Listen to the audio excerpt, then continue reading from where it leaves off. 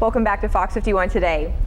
Just last week it was Thanksgiving break, and pretty soon before you know it, it's going to be your kids' Christmas break. And all this time from school, it can really mess up your kids' sleeping patterns.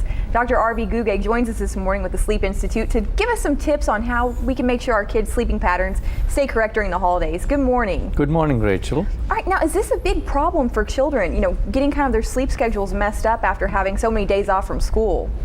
It can be. This is fall and winter time, and there's not enough sunlight anyhow in the evenings. Children generally tend to do very well with a structured environment, especially younger children. Even young teenagers and high schoolers, if you let them go to bed late at night and wake up late in the mornings, at lunchtime or such, it kind of changes their pattern, and it gets harder to get back into school. Well, that's what I was about to ask you, with the holidays off, what is it really about these holidays that can really mess up your sleeping patterns? Well, parents themselves relax a little bit during the holidays. So there's shopping going on, Christmas time, late nights, relaxing by the fireplace, and kids go to bed late, and then they generally want to get up late if they go to sleep late. And they generally want to eat candies and chocolates and a hot chocolate and cocoa and things like that in the evening. Of course, the caffeine in that gets them all riled up, and they can't sleep very well. So when they get back to school, it's hard to get up early in the morning. Sounds like you're describing my childhood perfectly. Well, a lot of folks are going to be traveling during the holidays too. Constantly doing the car rides, can that mess up your sleeping patterns for a child?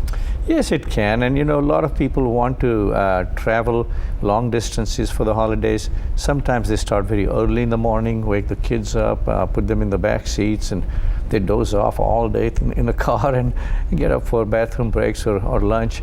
And typically, without physical activity, children don't tire down very easily. And if they don't get tired very easily, they're going to have their sleep patterns messed up. Well, what would you recommend for parents who are doing a lot of traveling during the holidays to make sure that their kids' sleep schedule stays correct?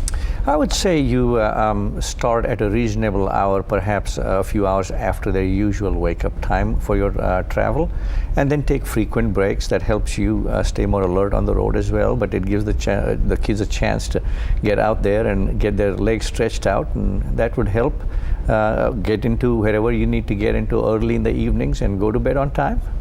Well, odds are if you are doing a lot of traveling, that means you're going to be staying in someone else's house, someone else's bed. And sometimes, can that, interrupt a child's sleep? Sure, younger kids would do much better if you had their favorite pillow, you had their stuffed animal with them, their favorite PJs. Generally, if there are connections to their comfortable environment at home, children do better with sleep. Well, I know this is going to depress kids to even think about this, but say we're right around January, we're 2 or 3 days out from school. We're about to go back from our break. What are some tips that you could give us so that we can get back in our sleeping schedule? I would make sure that the children start waking up at least within an hour of their habitual wake-up time, and go to bed at least 1 hour, if not less, past their usual bedtime. In the last 2-3 days. And are there any, should we stay away from sweets and things like that as well? Absolutely, caffeine and candy. Okay, so no caffeine and candy. Oh man.